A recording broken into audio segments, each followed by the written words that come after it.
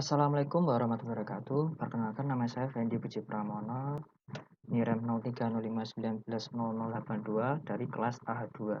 Di sini saya akan menjelaskan tugas praktikum analisis kelayakan usaha pada pertemuan 9. Nah, di sini ada 4 soal.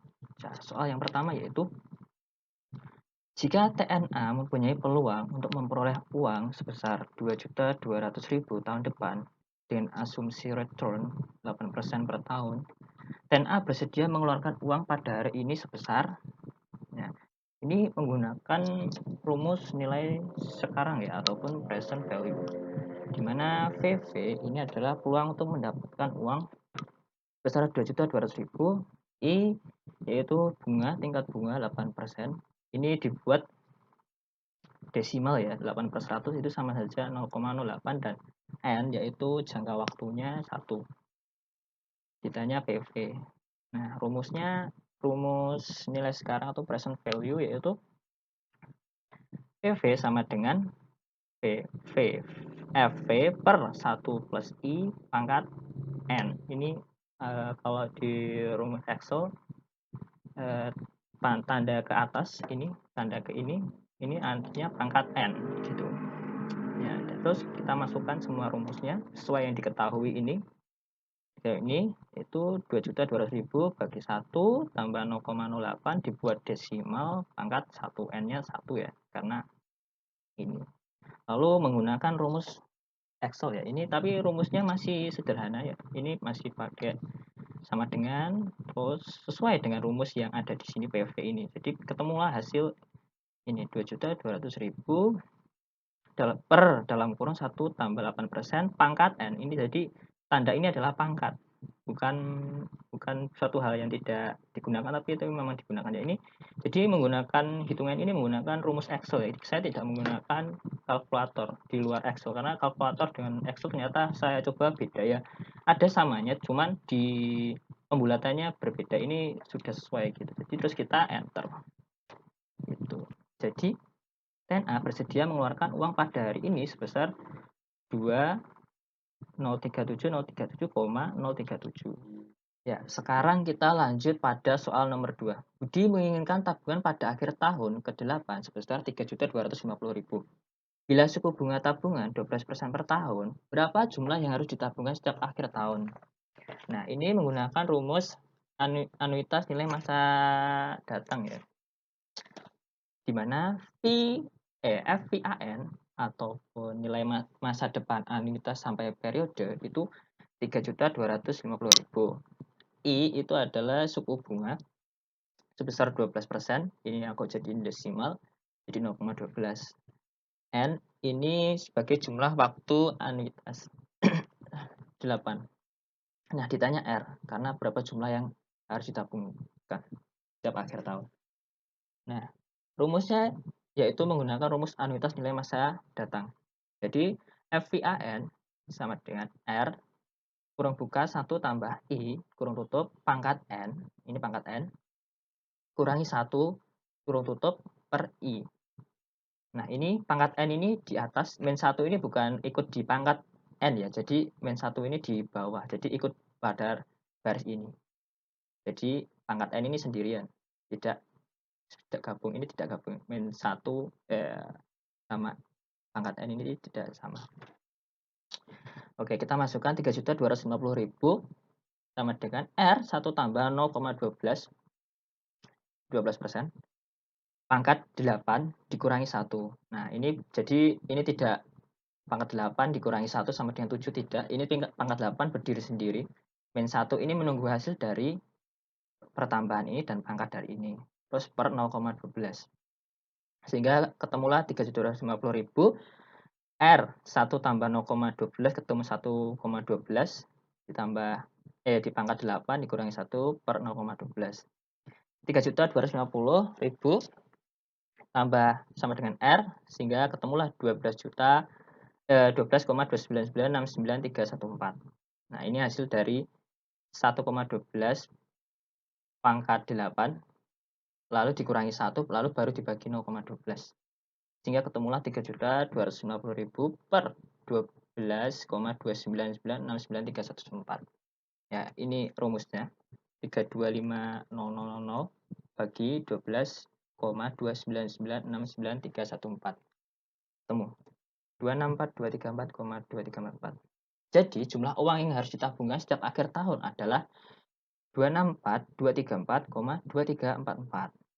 Ya, dan sekarang masuk ke nomor 3. Dian menerima pinjaman untuk membuka usaha jual beli tanaman obat sebesar 150 juta rupiah dengan bunga 13,5% per tahun. Dan Dian diminta untuk mengangsur pembayaran dalam jangka waktu 6 tahun dimulai akhir tahun pertama. Berapa besar angsuran setiap tahun? Nah, ini cerita-cerita ini hampir mirip dengan soal nomor 1. Nomor 1 itu menggunakan rumus nilai sekarang present value. Di nomor 3 ini hampir sama, yaitu menggunakan anuitas nilai sekarang. Jadi hampir sama nilai sekarangnya, tapi di nomor 3 ini pakai anuitas. Nah, diketahui PVN. PVN itu nilai sekarang anuitas sampai periode N, yaitu 150 juta. I, yaitu tingkat bunga itu 13,5% atau 0,3135. Dan N itu jumlah waktu anuitas sebanyak 6 tahun. 6. Ya, lalu ditanya R. Nah, rumus anuitas nilai sekarang itu PVN. PVN ini R1 ini ya. Jadi berbeda dengan nomor 1. Nomor 1 tadi sama-sama nilai sekarang, ini present value nilai sekarang, tetapi ini menggunakan nilai sekarang. Nah, untuk nomor 3 ini menggunakan anuitas nilai sekarang. Jadi agak sedikit berbeda ya. Oke, kita masuk ke penyelesaian. Nah, penyelesaian PVN sama dengan R dalam kurung 1 kurangi 1, maaf ya, R dalam kurung 1 dikurangi dalam kurung 1 per dalam kurung 1 plus I pangkat dalam kurung tutup pangkat N per I lagi. Gitu. Lalu kita masukkan angka-angkanya. PVN diketahui 150 juta sama dengan R 1 kurangi dalam kurung 1 per 1 plus 0,135 pangkat 6. N-nya 6 tahun ya, jadi 6 per 0,135. Ini 13,5% tadi diubah jadi desimal. Oke, kita masukkan lagi 150 juta sama dengan 1 dikurangi 1 per penjumlahan dari ini kedua ini, maaf ini susah, dua ini, sehingga hasilnya jadi ini 1,135 pangkat 6 kurung tutup per 0,135 tuh. Oke, lalu 150 juta sama dengan R1 min 1 per hasil dari ini, sehingga didapatkan 2,137839855 per 0,135 tuh. Oke. Nah, lalu kita masukkan 150 juta sama dengan R dalam kurung 3942547, sehingga rumusnya R sama dengan 150 juta per 3,942504557. Nah, pas ini sebenarnya saya langsung menggunakan rumus, itu cepat banget, rumus Excel, tapi saya pakai langkah-langkah dulu, jadi satu persatu. Sebenarnya bukan soal panjang atau tidak, tapi biar langkah-langkahnya mengena gitu. Soalnya kalau nomor 1, kita lihat nomor 1 itu langsung menggunakan rumus seperti ini, langsung ketemu 2.200.000 per ini 1 plus 8%, langsung ketemu. Nah, nomor 3 pun 2 dan 3 sebenarnya sama, langsung ketemu, tapi saya per step by step gitu. Soalnya biar bukan soal lama tuh, tapi biar paham gitu soalnya. Karena kalau kita tidak menggunakan Excel atau kalkulator ya kita harus tetap satu-satu gitu. Jadi ini eh, ini hasilnya dari ini. Oke, langsung kita lanjut kembali lagi. R sama dengan 150 juta per 3,942504557 gitu. Nah, kalau ini emang aku pakai rumus gitu. Oke, ini sama dengan yang di atas ini. Oh, sorry. Oke, sama dengan Oke. Ketemu 3804 6804 6880,56. Jadi besar angsuran setiap tahun adalah 38046880,56. Seperti itu. Dan ini adalah soal terakhir. Biasanya itu soal terakhir itu paling gong, paling wow gitu. Jadi mungkin paling menarik, paling seru karena matematika itu seru, ilmu pasti. Tapi some people say juga tidak pasti juga. Mungkin yang memang prodi yang lebih murni seperti statistika itu bisa bilang seperti itu, berpendapat seperti itu. Tapi sejauh ini yang saya pelajari di bidang pertanian itu mungkin matematika itu ilmu pasti gitu. Tapi mungkin the next level bisa menjadi ilmu tidak pasti kalau saya mempelajari matematika murni seperti statistika. Oke. Nah, ini soal terakhir pasti menarik dan seru, paling seru dan panjang juga daripada soal-soal yang lain. Oke, Martin memiliki 10 juta yang dapat dia setorkan di salah satu dari 3 rekening tabungan untuk jangka waktu 3 tahun. Bank A memajemukkan bunga setahun sekali, Bank B mengumpulkan bunga 2 kali setahun, Bank C menggandakan bunga setiap kuartal. Nah, ketiga bank tersebut telah menetapkan tingkat bunga setahun sebesar 4%. Berapa jumlah yang akan dimiliki Mr. Martin pada akhir tahun ketiga pada masing-masing bank? Berdasarkan temuan Anda, bank mana yang harus ditangani oleh Mr. Martin dan mengapa? Oke, nah ini pertanyaannya panjang. Nah, oke, sekarang diketahui dan ditanya dulu seperti soal-soal sebelumnya. Nah, diketahui PO yaitu 10 juta itu pinjaman atau tabungan pokok ya. Nah, dan I ini adalah 4% atau 0,04. N adalah jumlah waktu anuitas. Nah, ini yang menjadi beda dengan soal-soal sebelumnya. Ini ada M. M ini adalah bunga dalam setahun. Jadi Bank A ini bisa 1 kali bunga, Bank B ini 2 kali, dan Bank C 4 kali ya. Kuartal ini 4 kali ya. Mungkin triple itu 3 kali, kuartal itu 4 kali. Oke, itu bisa dipahami. Nah, oke, sekarang ditanya VF Bank A sampai Bank C. Nah, ini aku juga baru tahu ternyata mouse-nya ini nggak ada ya di video. Padahal aslinya ada, cuma nggak tahu kenapa gitu. Mungkin settingannya kurang tepat. Tapi nggak apa-apa. Semoga paham juga apa yang dijelaskan. Nah, oke, sekarang masuk ke Bank A. Nah, Bank A ini sistem bunganya setahun sekali. Ini hampir mirip dengan soal nomor 1. Iya, pokoknya nomor 1 present value ya, nilai sekarang. Tetapi agak sedikit beda ya rumusnya.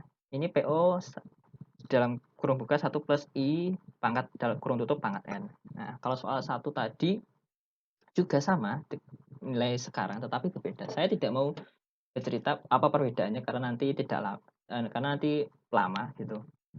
Sama-sama present value tapi beda karena yang diketahui dan ditanya itu berbeda.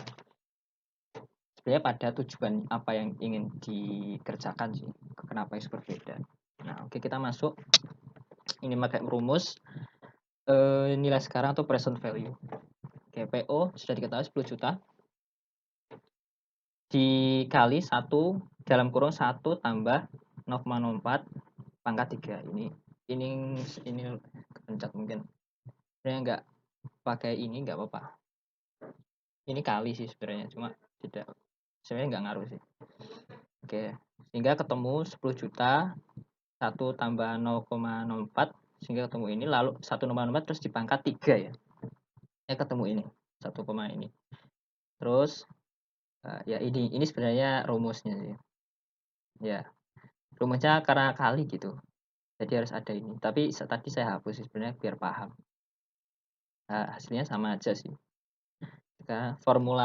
Rumus formula Excel kan mudah kalau seperti ini, masih simpel seperti ini. Kecuali kalau bentuk tabel gitu.